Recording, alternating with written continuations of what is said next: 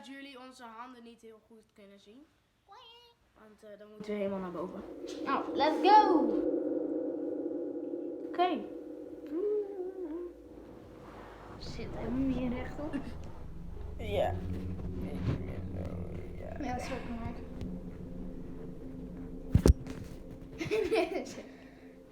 The first place I lived in after moving out of my parents' house was this tiny, dingy apartment on the outskirts of town. It wasn't the nicest place, but it was affordable and it was mine. Because the rent was so cheap, there were quite a few students from the nearby community college living there. Most of us were friendly with each other and we'd hang out sometimes. Oh ja, en But there klik was natuurlijk one guy who just killed the vibe whenever he was around. I don't think any of us knew his name or even really managed to have a conversation with him. We all mentioned seeing him linger in the laundry room, despite him wearing the same set of clothes every single day. Most of us wrote him off as the token creep of the neighborhood. This is just what you get for trying to save on rent. After all, he wasn't the only downside to that particular apartment complex. The walls were pretty much paper thin. I could usually hear just about everything go on in my neighboring apartments. That being said, I still didn't mind. My next door neighbor was this really attractive girl from the community college. Of course, I always hoped that being so close to her meant that we'd eventually run into each other and maybe hit it off, but I didn't actually see much of her. Unfortunately, it was almost like she was trying to avoid being seen, as she would run out of her door and slam it in the middle of the night all the time. But since the walls were so thin, I could hear most of what she was like without meeting her. She was on her phone a lot, talking really loud to someone on the other side. Every once in a while, she'd have a friend over for the night and I'd lose some sleep. But otherwise, she seemed like a nice person to me. There was one night, though, where things seemed off. It was a Sunday night and I'd fallen asleep quite heavily after hanging out with my friends for a few hours. I woke up in the dead of night to the sounds of shouting and screaming coming through the wall from inside her apartment. Get out! You're ugly! Like I'd ever. Ah! It sounded like a heated argument, which was weird. I'd never heard my neighbor fight before. I could tell someone else was in the apartment. They were talking back. Come on, please!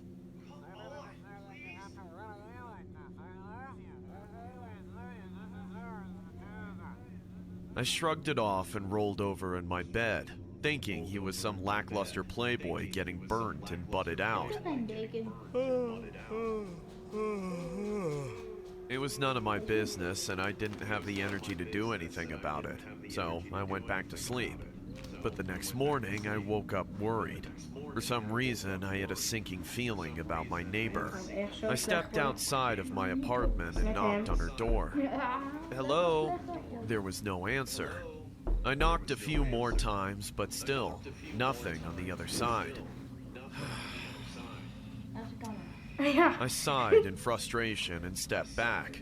We were on the second floor breezeway, so I leaned up against the railing and looked around the parking lot for her car.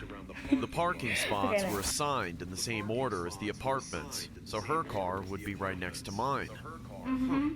Her car is here. I thought I heard the door open, but when I turned back, it wasn't her. Dit is Lizzie, het slaapabonnement van Beter Bed. Een En gloednieuwe nu is boxspring het met klaar. alles erop en eraan. Answered. The door to the other apartment next to hers was ajar, and the eyes of the neighborhood creep were staring at me.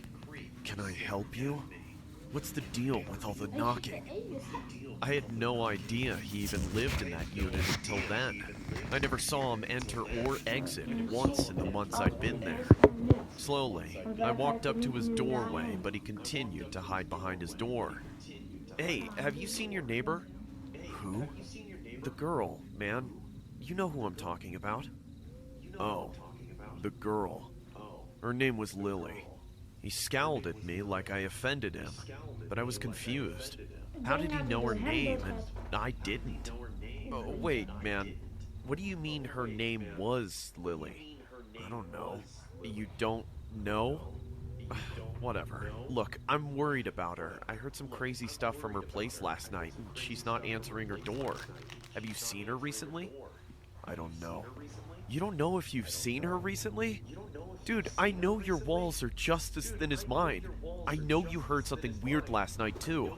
Come on, you heard it, didn't you? I don't know. All of a sudden, I realized just how crazy tense the creep had become. He still held the door half closed with white knuckles, sweat dripping down his forehead. He was no longer actually saying anything, but he never broke eye contact with me for a moment. Hey, I don't want to freak you out. I'm sorry. Why don't we just sit down inside and talk about this? It's early. No! The creep slammed the door shut with surprising strength, and right on my finger. Ah! Ah! Ah! Oh! Oh, that bastard! I reeled back and reluctantly looked at my hand. Yeah, we'll say that finger was definitely broken. One more thing about cheap rent. You get cheap locks. In the rush of shock and anger, the sight of my gnarly finger broke me. I kicked the creep's door as hard as I could, channeling all the pain into it. I really didn't expect it to happen, but the creep's door flew open with a burst of splinters and a wimpy scream from the creep himself. But that didn't matter when I caught a glimpse through his doorway and into his living room. I saw just where my good neighbor had gone. She was chopped up into several pieces, arranged on the floor as part of some ritual involving drawings in her blood, and a lot of her dirty laundry, which I assumed he stole. Dozens of bloody bras were strung around his room, along with several clumps of Lily's ginger hair, some pieces with scalps still attached to it. The sight was unbearable. I'd seen enough for a morning. I didn't want to fight a guy who chops up bodies, or be his neighbor, for that matter. It was a terrible tragedy what happened to that girl, and I feel stupid and guilty to this day, knowing that I might have been able to do something about it, but didn't even try. I didn't stay for long. Right after I got off the phone with the police, I called my landlord and broke my lease. I couldn't believe I was able to sleep through the murder of my neighbor. All I can say is, this is the last time I will ever rent out a cheap room, because you truly get what you pay for. I mean, we just don't know where she is. What about the parking lot area? I think that's where they have recovered the body or whatever they recovered from there. Body? They took out a body there earlier. We don't know if it's the same person or not. Are you okay, sir? I think I need to sit down. Who in that complex do I need to talk to? I don't know. Tell me. I want to know. Yo. Why is there blood in your bathroom?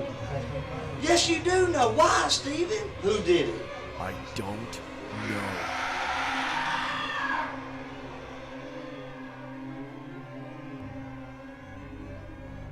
Yo. This is a deadly tale that would leave one shook to their very core. What makes things worse was how I had to experience it in order to tell about it. The depictions of what transpired are very disturbing, and to what some would refer to as inhumane. I still don't understand why things happened the way they did. All I know is that I am truly scarred for the rest of my life. It all started when I was in my late 20s. I was currently living with my parents and had saved up a considerable amount financially. Of course, being in my late 20s, I desperately wanted to move out, so I began looking for some real estate agents to help search for an affordable house. After a month or two of heavy searching, I found a local agent who had a decent amount of experience. I remember he was showcasing a house for sale that was about an hour away from my parents' place. My agent ended up scheduling an open house appointment so that I could take a house tour to see if I was interested. When that day finally arrived, my agent and my dad and I drove to the destination on a Sunday afternoon. On our way there, I recall seeing dozens of farms, farm animals, and farmers. This part of town was obviously where the countryside was, so it was quite the drastic change compared to the city life I was used to. When we arrived there, I remember seeing a decent-sized home with a for sale sign on the lawn. At first glance, the house looked pretty decent. I could honestly tell that... Oké, en adios